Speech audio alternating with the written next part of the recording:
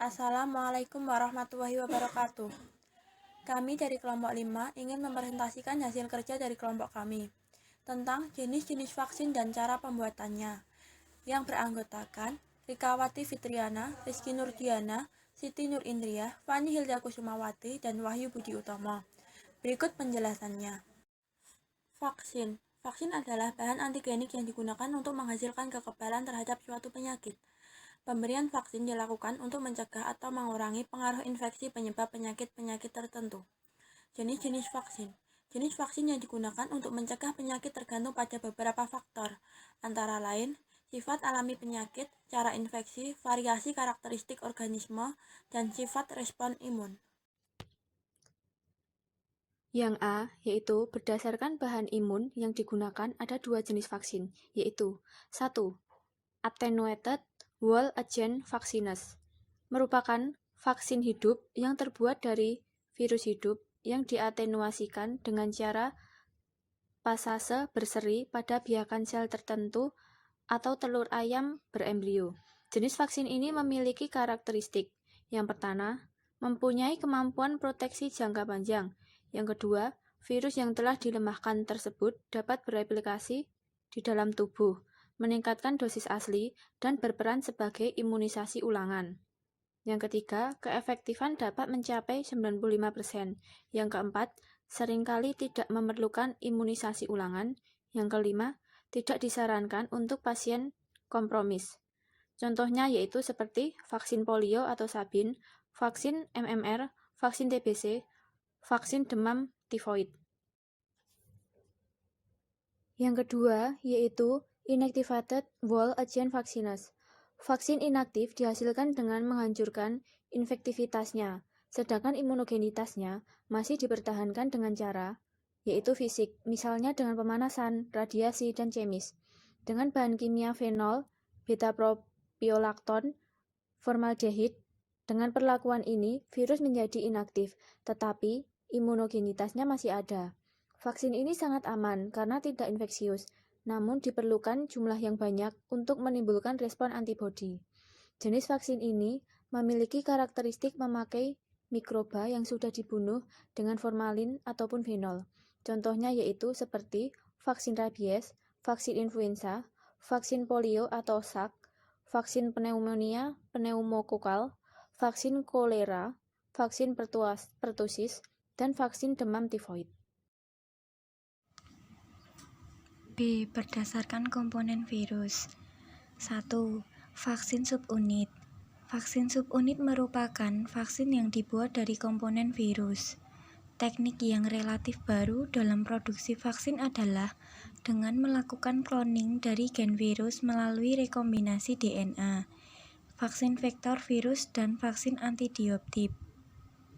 Vaksin subunit merupakan vaksin yang dibuat dari bagian tertentu dari mikroorganisme yang imunogenik secara alamiah, misalnya hepatitis B atau virus yang dipisahkan dengan deterjen misalnya influenza.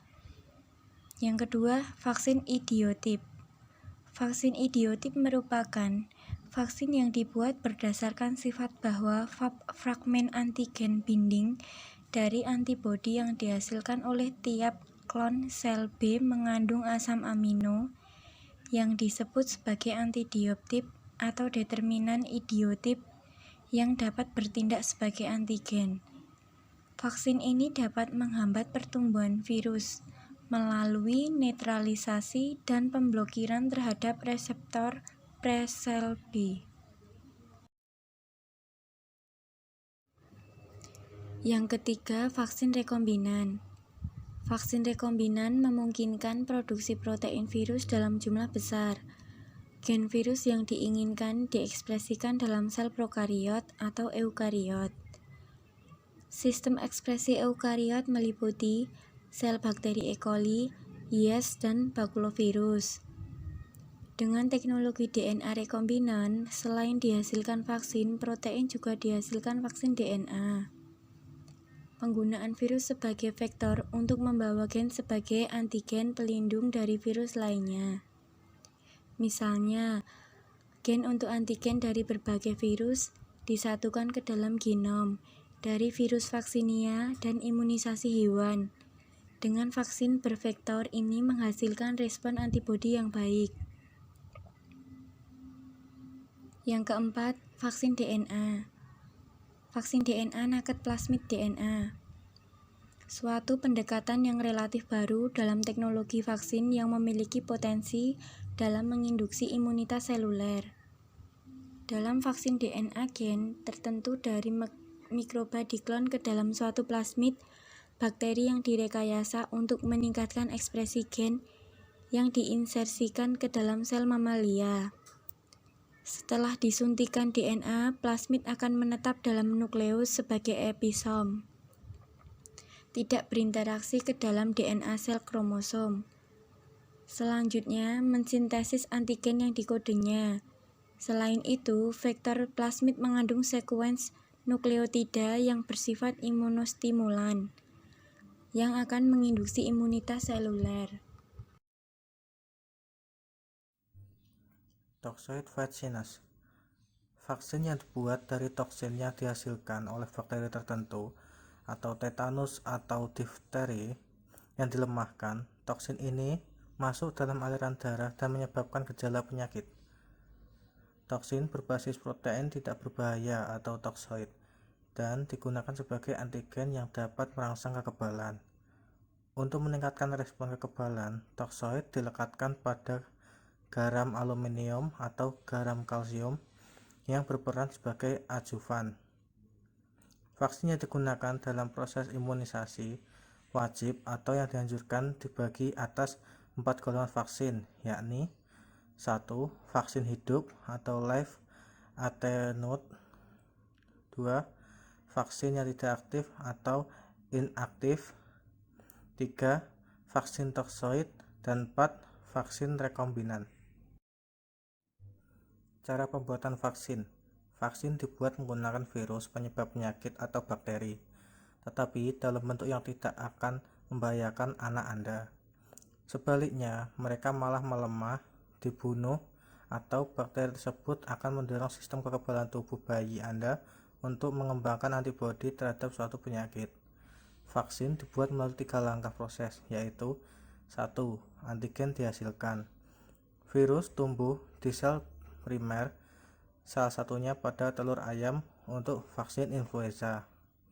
2. Antigen diisolasi. Antigen diisolasi dari sel-sel yang akan digunakan untuk membuat vaksin.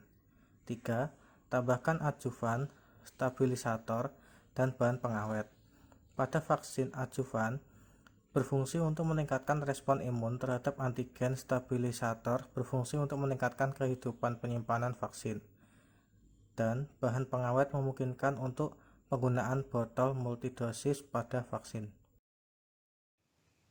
Selanjutnya adalah pembuatan vaksin malaria. Gen yang mengkode senyawa penyebab penyakit atau antigen diisolasi dari mikroba yang bersangkutan. Gen disiapkan pada plasmid bakteri yang sama, tetapi telah dilemahkan sehingga tidak berbahaya. Bakteri ini menjadi tidak berbahaya karena telah dihilangkan bagian yang menimbulkan penyakit, misalnya adalah lapisan lendirnya. Bakteri yang telah disisipi gen yang telah diisolasi akan membentuk antigen murni. Bila antigen ini disuntikan pada manusia, maka sistem kekebalan tubuh manusia akan membuat senyawa khusus yang disebut dengan antibodi.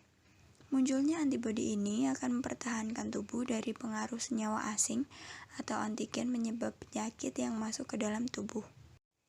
Selanjutnya yaitu prinsip rekayasa genetika dalam pembuatan vaksin. Yang pertama, mengisolasi gen dari organisme penyebab penyakit yang berperan menghasilkan antigen. Kemudian yang kedua, menyisipkan gen yang telah diisolasi ke dalam tubuh organisme kurang patogen. Yang ketiga, mengkulturkan organisme hasil rekayasa. Dan yang terakhir, mengekstraksi antigen yang kemudian digunakan sebagai vaksin. Demikian presentasi dari kelompok kami. Terima kasih atas perhatiannya. Semoga apa yang kami sampaikan mendatangkan manfaat untuk kita semua, dan kami mohon maaf apabila ada salah kata. Billahi fisabilil haq, fasabiqul khairat. Wassalamualaikum warahmatullahi wabarakatuh.